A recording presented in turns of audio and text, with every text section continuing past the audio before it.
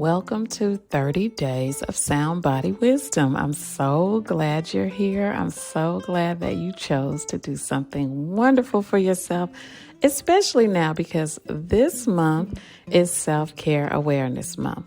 So for 30 days, I'm going to be teaching you to listen to your body, to understand what it's been trying to tell you, and how to practice simple ways of caring for yourself. Self-Care Awareness Month is a reminder that taking care of yourself is not just selfish, but necessary. So sometimes selfish is a good thing. Self-care is not just bubble baths and candles. Let's get straight on that. It's about listening to your body when it whispers to you before your body has to start shouting.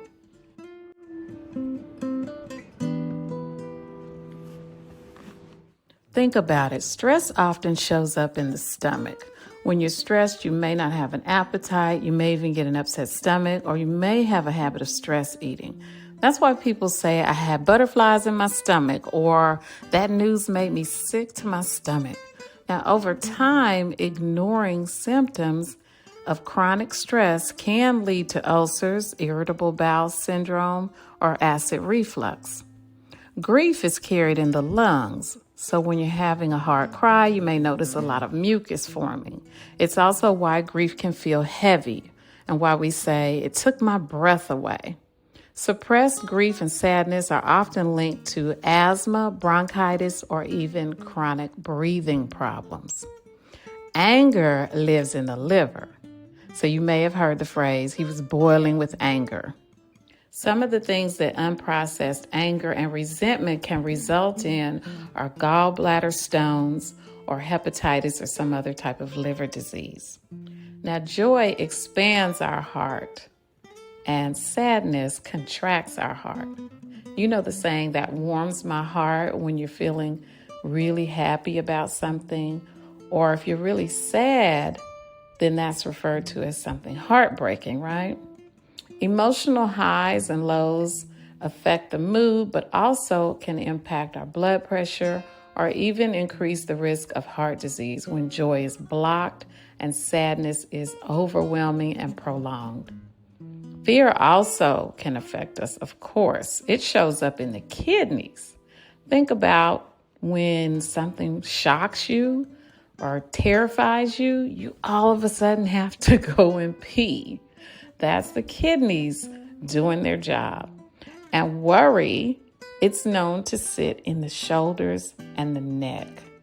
Have you ever heard the saying, they carry the weight of the world on their shoulders?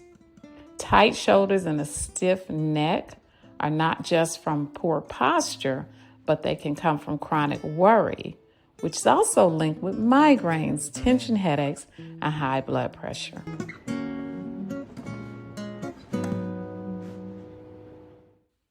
So those are examples of the body sending you messages. And when we ignore these messages, they don't go away. They show up in our posture, our energy, pain, and even sometimes disease. But when we listen, when we learn to connect the dots between our emotions, our thoughts, and our physical health, that's when real healing begins. And that's what this series is all about. So for the next 30 days, starting today, so for the next 29 days, we'll explore a different part of the body each day, and we'll look at the emotions that affect it, the chakra energy center that supports it, and ways imbalance show up in our health. This is not just about learning. Every day I'm going to give you a positive affirmation to speak over your life and a simple practice or self-care activity that you can do to start shifting your energy. For example, if the day's focus is on the shoulders, which often carry burdens and responsibility, then you may say the affirmation, I release what isn't mine to carry. And your practice might be something as simple as journaling what you can let go of or doing a shoulder stretch. By the end of the 30 days, I want you to have a whole toolkit of ways to support your mind, body, and spirit. But even more important than that, I want you to have a deeper connection to your body's wisdom. I want you to be more mindful of what your body is trying to communicate to you. and be more intentional about how you respond. So why does this matter? Because we're busy, we're stressed, we're distracted, and often we ignore what our body is trying to tell us, and then we wonder why we end up with some sort of disease. Your body is not your enemy. It's not something to fight, and it's not something to silence. When your body gives you those symptoms and those signals, tune in. Your body is your partner. It is always communicating.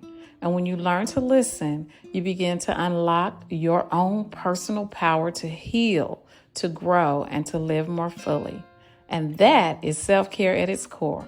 So let's move beyond bubble baths and pedicures and give our body what it truly needs.